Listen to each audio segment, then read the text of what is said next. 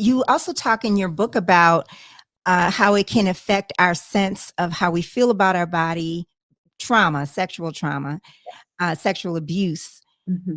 can affect how we feel about our bodies and our own sexuality. Absolutely, and I think, you know, I write a little in the introduction. I mean, I try not to get too political, but I can't kind of help it because it is all a little political. I feel like it's all intertwined. The roots of sexual violence, of course, are political. And so I feel like what we're dealing with now is a collective unconscious of sexual trauma. So yeah, when I talk about like not being connected to sexuality, I mean, I think that's compounded for sexual trauma survivors.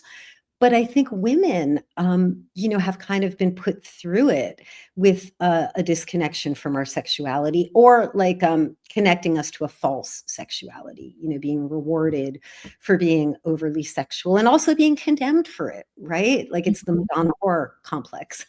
And so there's a lot there. And I think it shows up in each of us differently. But I do think that as trauma survivors, yes, it can compound that.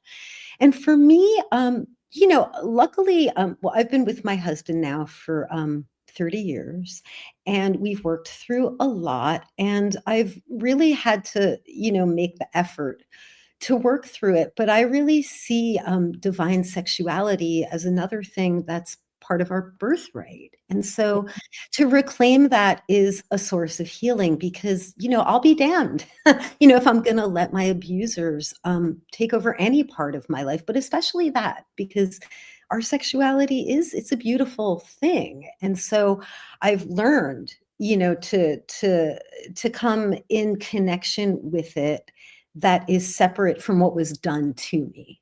Yeah. Mhm, mhm. Yeah. Yes. Reading that, it was reminding me of my own experience. I was sexually abused as a child, and I I don't I don't have a problem with my sexuality. I feel good and secure in my sexuality, Yeah. but I do remember some years ago, I was in a relationship, and I was in a long distance relationship, and it seemed like every time we would get together, who's someone I was in love with, Yeah. but it seemed like every time we would get together, I would have a yeast infection. Oh, interesting. And so I had to acknowledge Yeah. there's something going on in my subconscious. Right. And I don't know, I think it was just wanting to feel emotionally safe, Yeah.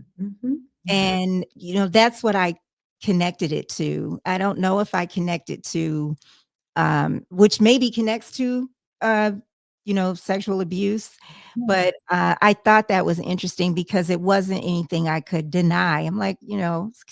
this can only be a coincidence Yeah. Yeah, I twice. love that.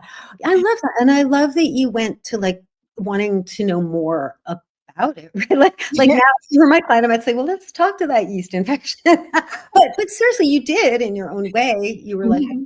"What does this mean?" And, yes, I mean, I think we've all had experiences where our bodies, our body keeps the score. It displays our deeper emotional challenges, and so, like, I can say for myself too that I can honestly say I've always enjoyed sex, right? Like I haven't been like physically fearful of it. But what you just said makes a lot of sense that on the emotional level, yes, I've always wanted to make sure that I felt emotionally connected to a partner and safe, like you said.